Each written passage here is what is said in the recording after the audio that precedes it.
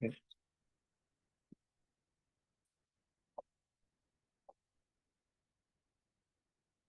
I'm seeing myself on the side. That should, there you go.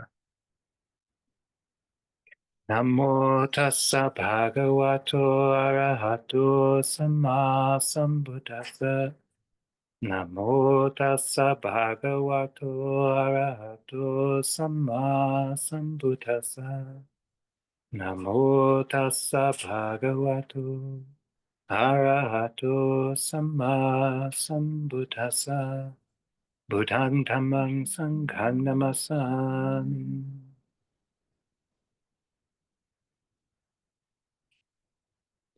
Right, so starting our afternoon, and this morning we began a discussion of faith, and it's nothing new to anybody, and obviously to get this far, you've had to work through quite a number of questions. I mean, it's thinking back now, but can you remember when you first encountered Buddhism, any part of Buddhism? What was your experience? Like, what was it?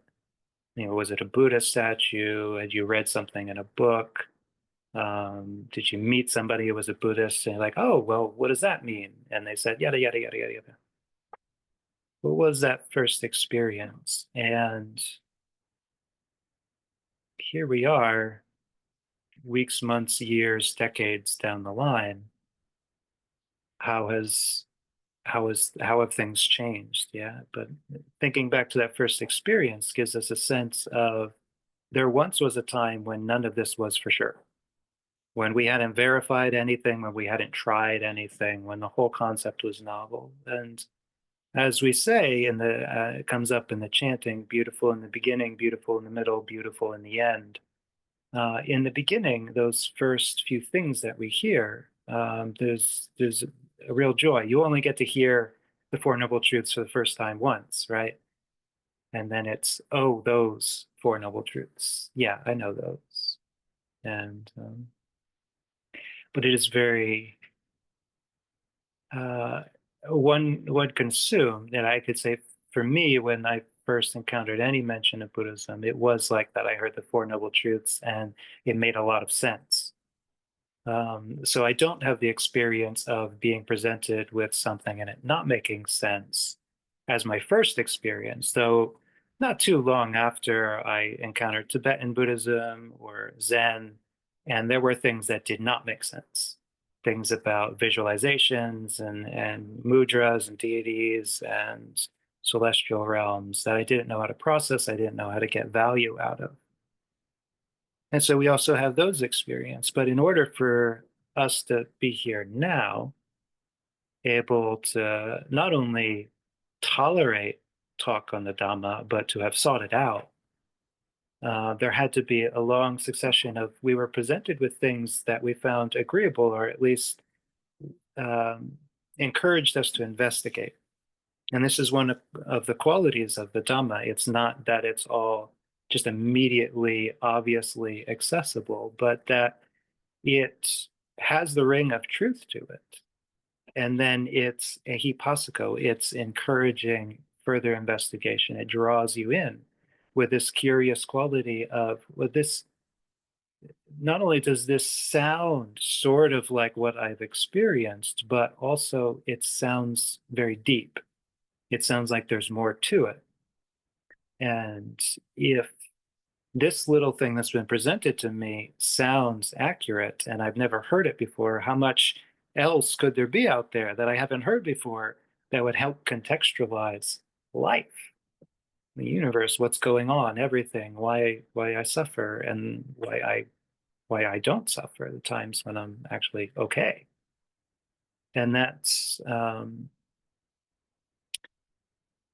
in the beginning, we don't really have a choice about that, right? We're presented with something, we come across something, and it's either helpful or it's not helpful. It makes sense or it doesn't make sense.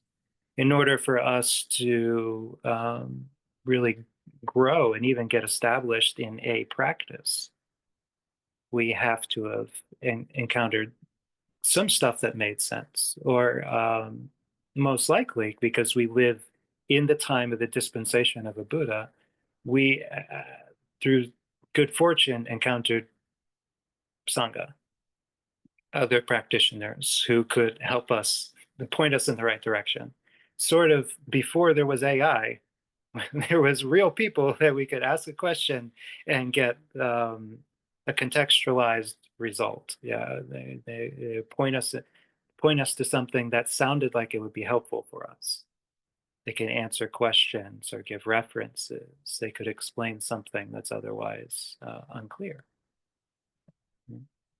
This is the very natural process. So um, part of faith is knowing those things that we can point our mind at, and we will continually learn, continually develop our faith in that thing. The Buddha, Dhamma, Sangha, not just as things that exist in the world, but on a greater level, things that refer to that which is wholesome, that which is liberating, that which solves the problem of suffering in our lives. When we point our mind at these things, it reminds us that such things are possible, and that draws us in. It's ehipassiko. It pulls us along, and because these things, the Buddha, Dhamma, Sangha, have such good qualities, there's a lot of different ways that we can approach them, and we still get that sense of this is in line with the wholesome. I said, if I were to go to an Indonesian temple or a Thai temple or Burmese temple, I would still see Buddha statues. I'd see people chanting. I'd see people taking the precepts and the refuges. There would things would be familiar and different at the same time, but those things that were different would still derive from the same source. And so part of it is knowing these things that we can turn our mind to that aren't uncertain, that aren't unstable, the things of the world, the ups and downs of the world. The Buddha, Dhamma, Sangha, we have virtue, we have generosity, we have the devas and the results of good karma. But not beyond just subjects, we also have the ability to investigate. And so there may be there may be aspects of the Buddha, like we could read a sutta and it tells us about the 32 marks of a great being. And this was like really a big deal in ancient India. If you were going to be a special, important spiritual figure, you needed to have, in some cases, deformities to represent it. You have long arms and a barrel chest and a mole on your forehead and blue eyes and a tongue that could touch your forehead, and your hair needed to be coiled and a lump on your head and all of these various things because they would look. Yeah, they had a checklist, and a great being is not going to be deficient in any of these ways. You might read something like that and be like, why? Now, the thing is, in the suttas, they don't explain why. They just say that, well, it's like this. And you just have to take it at face value. Okay, that's important somehow. And then you just write it in your calendar, figure out why that's important, and just put it into the future, because I still haven't figured it out. I still don't know why it's important, but it's there. Yeah. And it's not that we have to make that important. It's not that everything we hear about the Buddha, Dhamma, or Sangha has to increase our faith. There's a certain skill that we can develop of investigating and learning about these things that develops not only our sense of faith in them, but our understanding of what they are and what they represent. That this is actually a crucial skill for us. And whereas faith is one of the indriya, one of the faculties, we also have energy, mindfulness, concentration, and wisdom, and we use those to increase our faith. We can establish faith, but in order to faith to really become a power, it can't be in isolation. And the faculties, at first, there's something that we can do, we can use, we can make use of. So faith helps us, grounds us, and lets us let go. But when it becomes a power, uh, when uh, when we never lose sight of that which inspires us and gives us confidence, then we have that ability to let go when we choose. It's not a matter of, I have to kind of go to a monastery, I have to go on a retreat, or I have to do a day long in order to recharge my batteries. It's we are just continually refocusing ourselves towards those things which inspire us. And when we encounter things that are not that inspiring, of which there are many in the world, we can contextualize it. We're like, oh, okay, this Four Noble Truths. This is suffering. This is aging, sickness, and death. This is what the world is like. Yeah, and that helps inform our practice, helps stabilize our practice, even though it's uncertain, even though it has ups and downs. That just reminds us of that which doesn't have ups and downs. The first place our mind will go when faith becomes a power is, oh, thank God. I do know the Dhamma. I have, come to learn about the Buddha. I do know Sangha. Yeah. And when we're presented with obstacles, when we have that faith as a power, where we immediately can go back to those things that inspire us, it's not suffering then. It's not unexpected that there's going to be ups and downs in life when we can look at them and say, well, thank goodness I have a practice. Thank goodness I have a Sangha. Thank goodness I've read some suttas, and they all warned me this was going to happen. So, yeah. And one of the suttas we got a chance to look at in the reference suttas is Majjhima Nikaya 47, and that is uh, in Sutta Central. They said investigating the Tathagata. Tathagata is another name for the Buddha, but the name of the sutta is the Vimamsa Sutta, Vimamsaka Sutta. And Vimamsa means to review. So the investigator, the reviewer, the inquirer. And just read most of the sutta. This is a good one. It helps establish this sense of investigating. Yeah, and because it's very interesting. There are religions and religious institutions and philosophies where faith in them is dependent on not investigating. You're meant to believe this, and your investigation actually destabilizes your faith. Yeah, you're not supposed to ask too many questions because this will lead you to doubt. But in the Buddha's dispensation, you are only supposed to have faith in those things which make sense to you and which you can investigate and have investigated. And your faith is meant to be dependent on investigation. Because those things which just immediately ring true are all well and good, but there are many things that you might not get. And actually, through investigating, learning more about those, you might deepen your understanding. And if you deepen your understanding, you're very likely, again, to deepen your faith. When something seems curious, you don't know for sure, it's uncertain. And then through investigation, you reach certainty about it. It just unlocks a whole new level of appreciation of that subject. I think many of us have experienced that. First, at first, where I mean, most people I meet at first they have trouble with bowing. Like, why are you bowing to a statue? Or they even ask, why do we have statues? Why do we have so many statues? It's a funny question to somebody who's been around a long time because it just seems so delightful. Yeah. Oh no, I like the Buddha statues. More the merrier, right? But then answering that question is like, well, I don't have an answer for that question. At least none that would satisfy somebody who's not established in faith in the Buddha yet. So I just say, well, yeah, just forget about it. It's no big deal. Just stick around, listen to the chanting, come visit, have lunch, it's a potluck, and you'll get it eventually. And I think over time, we get it, yeah? At some point it clicks and we're like, wow, I could really use more Buddhas around here. It's just it's just the way it works. Now it comes through your own investigation. You shouldn't be told that it's a nice thing to have. You know? You can just discover that for yourself. And maybe it's the fact that everywhere you go, people who do have faith in the Buddha have a bunch of little reminders of the Buddha, whether it be a statue or a footprint or a Bodhi tree. It encourages you to make that investigation. Like, there's another one. Why?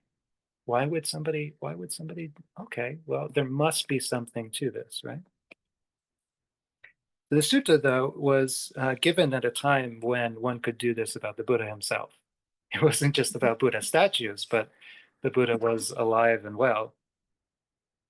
And so on one occasion, the Blessed One was living at Sawati in Jeta's Grove. There he addressed the monks. Monks, Venerable Sir, they replied, and the Blessed One said this. Monks, a monk who is an inquirer, not knowing how to gauge another's mind, that is, when you can't read minds, you should make an investigation of the Buddha in order to find out whether or not he is fully enlightened. And the monks say, Venerable Sir, our teachings are rooted in the Blessed One, guided by the Blessed One, and have the Blessed One as their resort. It would be good if the Blessed One would explain the meaning of these words. Having heard it from the Blessed One, the monks will remember it. And the Buddha says, then listen and attend closely to what I shall say. Monks, when a monk who is an inquirer, not knowing how to gauge another's mind, should investigate the Buddha with respect to two kinds of states. States cognizable through the eye and through the ear thus. Are there found in the Tathagata, the Buddha, or not, any defiled states that can be seen with the eye or heard with the ear? When he investigates the Buddha, he comes to know, no defiled states cognizable through the eye or through the ear are found in the Buddha. When he comes to know this, he investigates him further. Are there found in the Buddha or not any mixed states cognizable through the eye or through the ear? When he investigates, he comes to know, no mixed states cognizable through the eye or through the ear are found in the Buddha. When he comes to know this, he investigates him further thus. Are there found in the Buddha or not cleansed states cognizable through the eye or through the ear? When he investigates, he comes to know, yes, there are cleansed states cognizable through the eye and through the ear, found in the Tathagata and the Buddha. And when he comes to this, he investigates further. Has this Venerable One attained this wholesome state over a long time, or did he attain it only recently? And when he investigates, he comes to know this Venerable One attains this wholesome state long ago. He did not attain it only recently. Then he asks himself, has this Venerable One acquired renown and attained fame, so that the dangers connected with renown and fame are found in him? For monks, as long as a monk has not acquired renown and fame, the dangers connected with renown and fame are not found in them. But when he has acquired renown and fame, those dangers can be found in him. When this monk investigates the Buddha, he comes to know this Venerable One has acquired renown and attained fame, but the dangers connected with these are not found in him. When he comes to know this, he investigates him further thus. Is this Venerable One restrained without fear, not restrained by fear? And does he avoid indulging in sensual pleasures because he is without lust, through the destruction of lust? Through investigation, he comes to know this Venerable One is restrained without fear, not restrained by fear. He avoids indulging in sensual pleasure because he is without lust, through the destruction of lust. Now, bhikkhus, if others should ask that monk thus, what are the Venerable One's reasons, and what is his evidence whereby he says this Venerable One is restrained without fear, not restrained by fear, and he avoids indulging in sensual pleasures because he is without lust? Answering rightly, that monk would respond, whether that Venerable One dwells in the Sangha or alone, while some there are well-behaved and some are ill-behaved, and some there teach a group, while some here are seen concerned about material things, and some are unsullied by material things, still that Venerable One does not despise anyone because of this. And I have heard and learned this from the Blessed One's own lips. I am restrained without fear, not restrained by fear. I avoid indulging in sensual pleasures because I am without lust. The Tathagata monks should be questioned further about that thus. Are there found in the Tathagata or not any defiled states cognizable through the eye or ear? And the Tathagata would answer thus: no defiled states cognizable through the eye or through the ear are found in the Tathagata. So we go from investigating the Buddha, just sort of like peeking in on him, just spying on him and trying to discern, is he doing anything that speaks of unwholesome states? Or is he doing anything that speak of wholesome states? But then one who is an inquirer would not be satisfied just with their own observations. So the sutta goes on, and the monk questions the Buddha about these very things. He said, do you have greed? Do you have hatred? Do you have delusion? You know, are you defiled? Do you have fame and renown? And are you caught up in the dangers of that?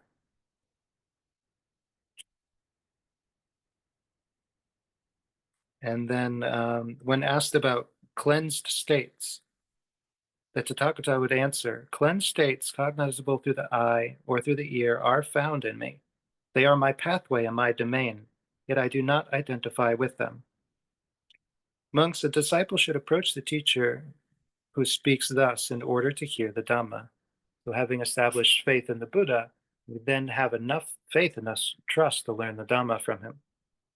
The teacher teaches him the Dhamma with its higher and higher levels, with its more and more sublime levels, with its dark and bright counterparts. As a teacher teaches the Dhamma to a monk in this way through direct knowledge of a certain teacher teaching here in that Dhamma, that monk comes to a conclusion about the teachings. He places confidence in the teacher thus: the Blessed One is fully enlightened, the Dhamma is well proclaimed by the Blessed One, and the Sangha is practicing the good way. Now, if others should ask that monk thus, what are the Venerable One's reasons and evidence whereby he says the Blessed One is fully enlightened, the Dhamma is well proclaimed, the Sangha is practicing the good way?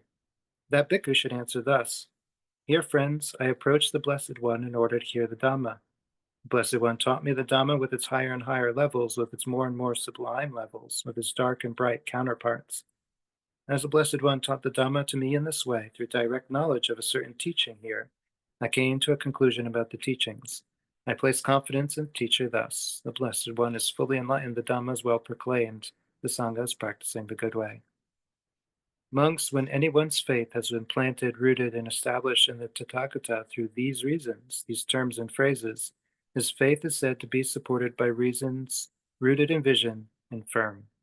It is invincible by any recluse or Brahma, or God, or Mara, or Brahma anywhere in the world. That is how, bhikkhus, there is an investigation of the Tathagata in accordance with the Dhamma. That is how the Buddha is well investigated in accordance with the Dhamma. That is what the Blessed One said. The bhikkhus were satisfied and delighted in the Buddha's word.